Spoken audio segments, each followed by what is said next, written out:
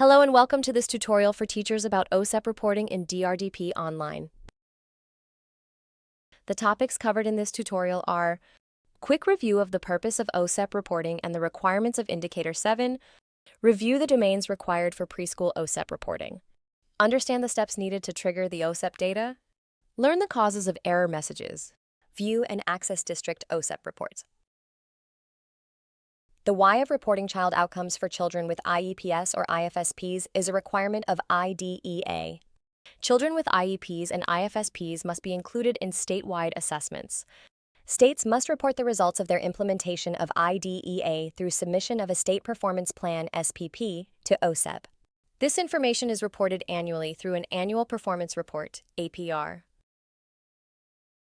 The Office for Special Education Programs has an Indicator 7 that requires districts to report the percentages of preschool children with IEPs, ages 3 to 5, who demonstrate improvement in 3 key areas: positive social-emotional skills, acquisition and use of knowledge and skills, use of appropriate behaviors to meet their needs. It focuses on the progress made between a child's entry and exit from early childhood special education services. New Hampshire is using the DRDP as the assessment to report on percentages of growth in those 3 key areas. Only the preschool fundamental and the preschool comprehensive views are valid for this reporting. Approaches to learning, self-regulation alt-reg, cog math, language and literacy LLD, physical development health PD health, social and emotional development SED. In order to trigger the OSEP data, users will need to ensure that they have the following completed on all children with an IEP. IEP and District of Liability is chosen in demographics. Special education entry and exit dates. Incoming and outgoing assessments within entry and exit dates. Assessment ratings are completed, saved, and locked. To review students for this requirement, users can go to their Classrooms page from their dashboard. On the Classroom page, they can use the filters for Site, Rating Period, and Classroom to find their students. Select the blue icon under View Students on the left side. If the user has just one child that is exiting special education or chooses to do one child at a time, they can select the calendar icon.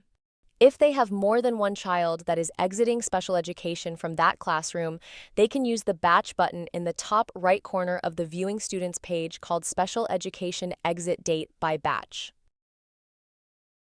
When the calendar icon is selected, the Special Education Dates model is generated and displays the child's name, Special Education Entry Date, and Special Education Exit Date fields.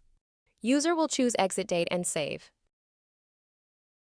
When the Batch button is selected, it will display the names and special ed entry dates for children who have locked ratings. User will choose Exit Date and save. When generating the OSEP report, the common errors are: the IEP Yes field has not been selected, the District of Liability field has not been selected, a Special Education Entry Date has not been entered, assessment ratings are not saved and locked, a child's exit date has already been submitted, so an OSEP score has already been called, a child who is 6 years of age or older at exit date is not included in OSEP. To review or change data on a student, select the icon under Child's page.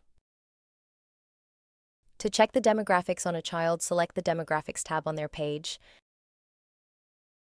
Ensure that IEP is marked Yes, the District of Liability is chosen, and the Special Education Entry Date is marked.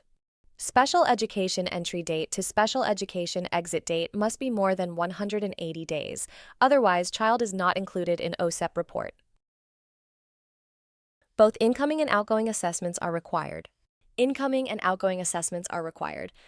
Incoming score is after the entry date. Outgoing ratings are before the exit date.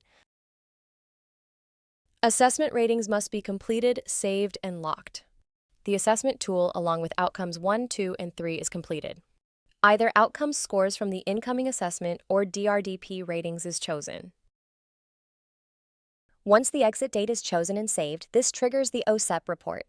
If you are assigned one of the following roles, you can access and view the OSEP reports: Agency Administrator, Lead Agency Administrator, State Administrator, Customer Service and System Administrator. Find the District OSEP report on the left side under the Reports menu. Choose your filters for school year and site. Select the Show Report to view it or download report.